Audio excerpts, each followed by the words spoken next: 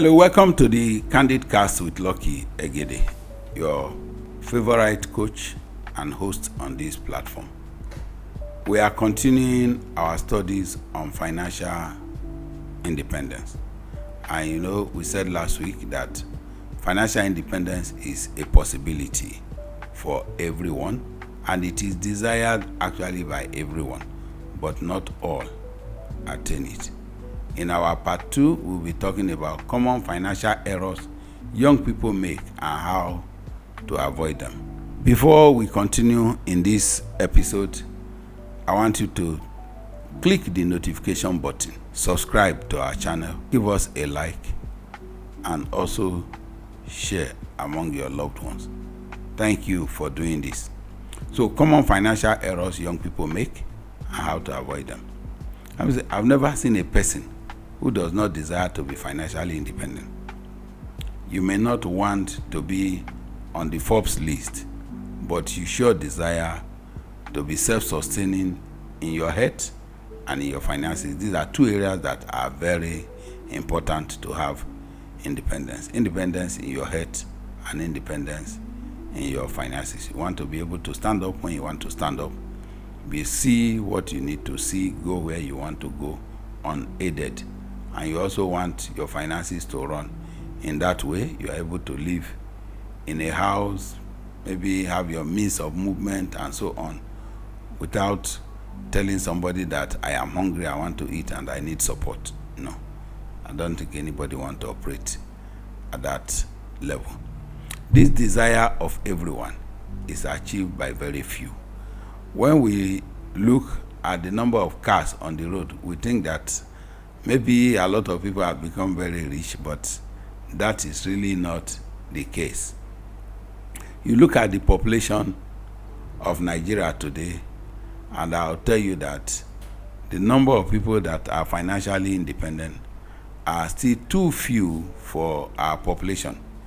You recall at the time, United Nations told us that over 80 million Nigerians are living below poverty level.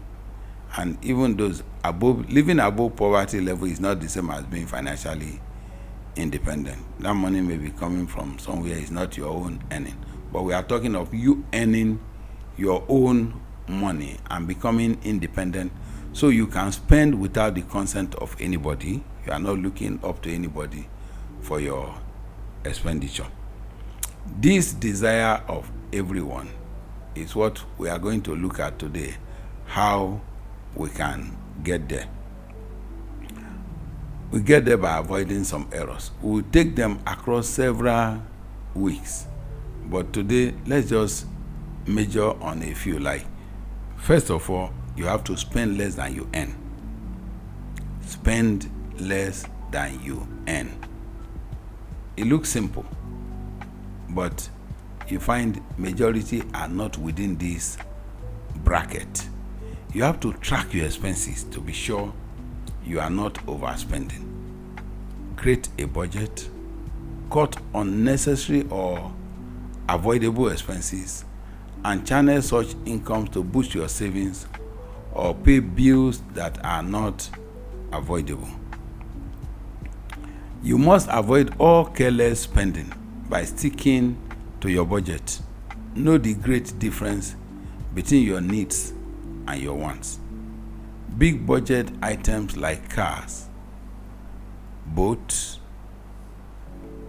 and some other things can be rented when you have absolute need for them, rather than buying and owning one. It's really not necessary to own some of the things that we choose to own. Save up for whatever is important to you. Borrowing for consumption is a killer to financial independence and financial dream. Don't borrow for consumption. If you borrow for production to increase your capacity to produce, that's excellent. You just focus on it and make sure that money is used there and is not channeled to any other thing else. When we are talking about people spending less than they earn, there are a lot of things in our society that pressure people to spend above their income. I recall a teacher who told me she has spent more than her salary in 1 month to buy Ashebi because of the number of people number of teachers doing, people are wedding, people are burying their fathers, people burying their mothers, and she needed to buy. She didn't know who to tell no. Because she was buying, she bought 13 Ashebi in 1 month in a big school. That's okay for such a person, but it is not my recommendation on how life should be lived. A person should know when to say no. If you want to take control of your finances, it must start from your mind, that ability to say no to the things you should say no to. Then when it comes to savings, when you spend less than you earn, you will have surplus. That surplus should be saved. Then how do you even generate the surplus? Many of us have the idea that we need to save what is left after spending. That's an illusion. It can never happen. There will be nothing left. And at the end of every income cycle, if you are a salary earner, it's okay, I take my salary this month.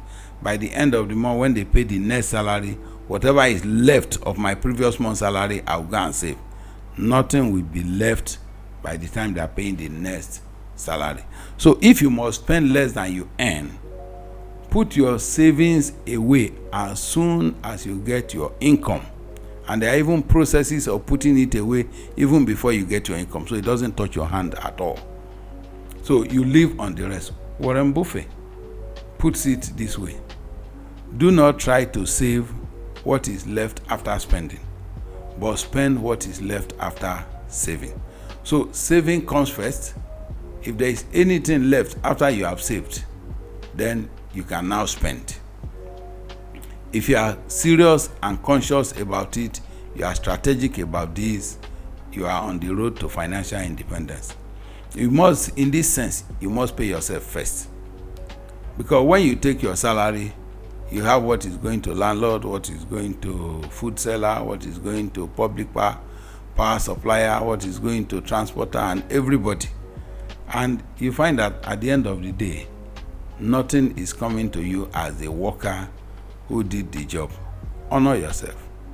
Pay yourself first. The lesson here is to be consistent with your saving. Save a portion of your income. And that was what Joseph did in Egypt. If you follow that story in the Bible, when famine ravaged the entire world, Joseph did not do any magic. He just told Pharaoh, save up 20%, and he put it exactly this way. Pharaoh should appoint officials to be in charge of the land.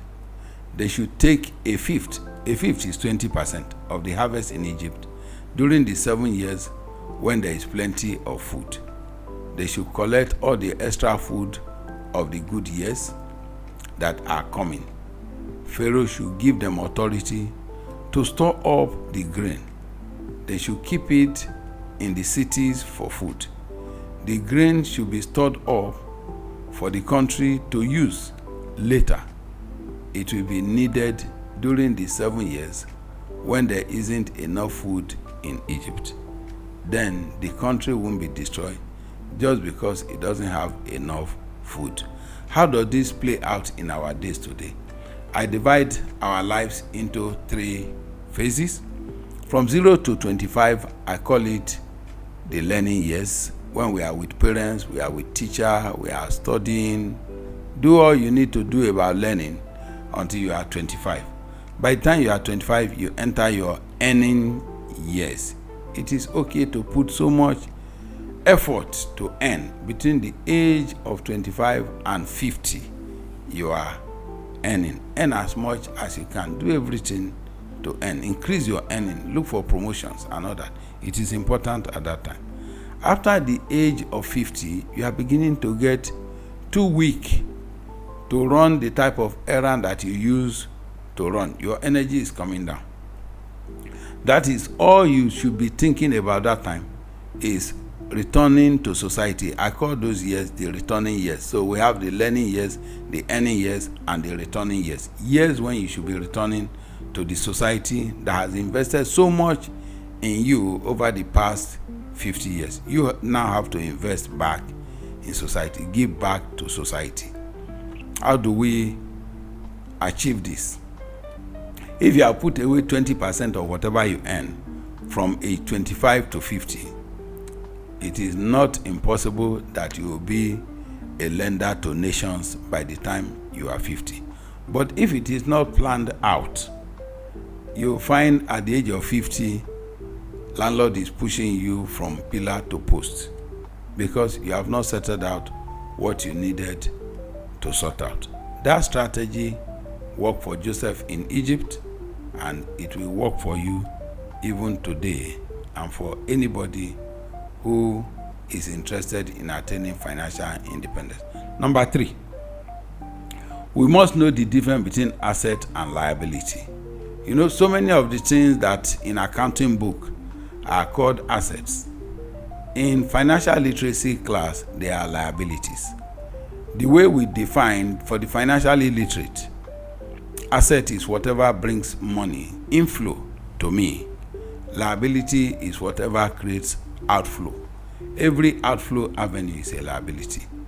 A man takes 10 million naira to buy a second-hand Camry, and he said he has purchased an asset. An accountant will know it as an asset. But for financial literacy, if you are not a taxi driver, that Camry does not bring any money. It takes money from you. Now, for the places where you used to pay 2,000 naira and you get to your destination, you now have to enter a petrol station and spend 70,000 naira at once every 2 weeks. That's about 140,000 naira on petrol every month. Then you talk of servicing the car. Maybe once in 2 months, you service the car with at least 60 to 70,000 naira for your car servicing. You have to insure the car. You have to renew your vehicle license. There is roadworthiness and all manner of things that have been introduced to get money from motorists, because a car owner is seen as a big man. You have to start funding the government. So these are expenditures that you will necessarily incur. The same 10 million naira put in mutual funds will yield 2.1 million naira a year, making available to you 175,000 naira every month for your necessary journeys. And I believe if you manage your transportation, your movement well, it is possible you run your movement within 100,000 and you have extra 75,000 naira to reinvest. So the investment in mutual fund is an asset. The investment in the Camry car is a liability in my own reckoning, because nobody who is going by taxi is called to loan a friend a car to go and shine somewhere, or get request of please help me to the bus stop. Those help drop me at the bus stop, drop me and going to, they all have costs that you take on yourself. You are picking bills that are not meant for you because you have created a liability down that will continue to drain you until you take corrections. Number 4, you can automate your finances. Set up direct debit on your account. That's why I said earlier that there are ways you can even make savings without the money reaching your hand. You know your salary comes on the 25th of every month. Put a direct debit for midnight on 25th. Once the salary comes, there is an automated process of moving it from salary account into a savings account or an investment account. So automated transfers or savings app to ensure that a portion of every paycheck is directed to your savings before you even have opportunity to see it or determine what to do with it. Like I've always said, if you don't create direction for your money before it is earned, your money will create direction for you, and it is always very dangerous. That's why Jesus said you cannot serve God and mammon. God speaks and money speaks. If you keep listening to money, it will offer you direction and it will be far away from where God wanted to lead you, and it will always lead to regret. People have gone into drugs because they had money. We have gone into all manner of patronages that will bring no value to them, because money was in their hand speaking, and they did not determine beforehand where that money should go. So money will sit and speak to you. I am available. You can have this. Number 5, you must learn to build emergency fund.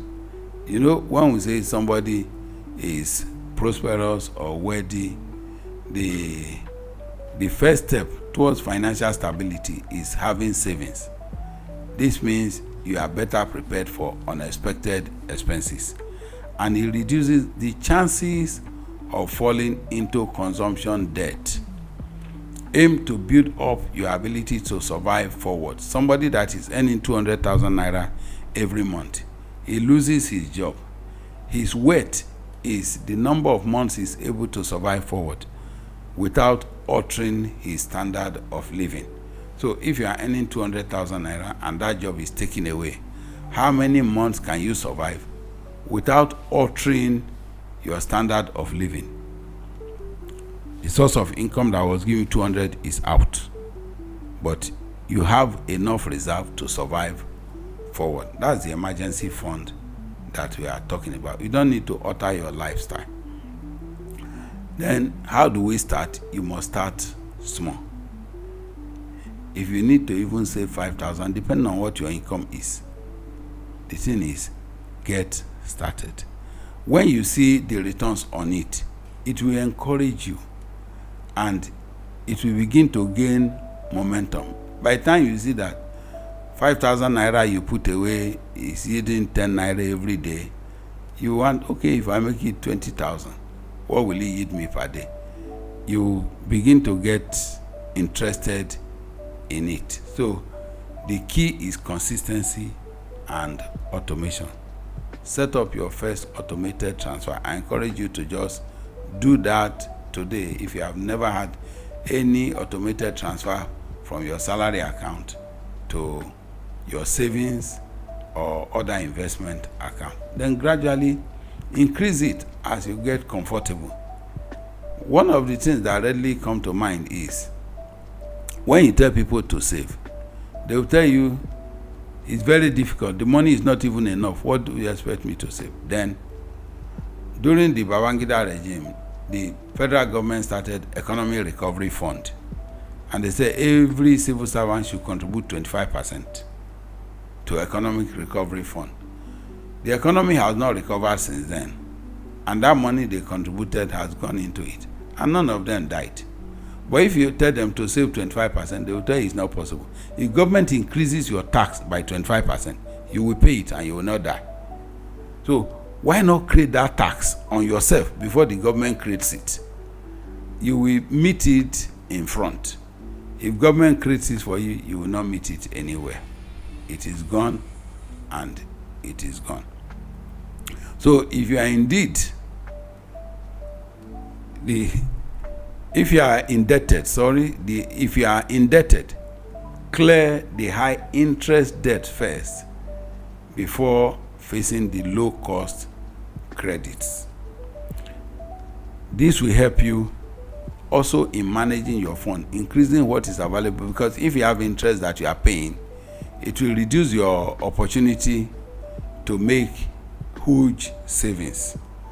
If you have debt to pay, be managing the debt to let it ease off while you are also making some minimal savings.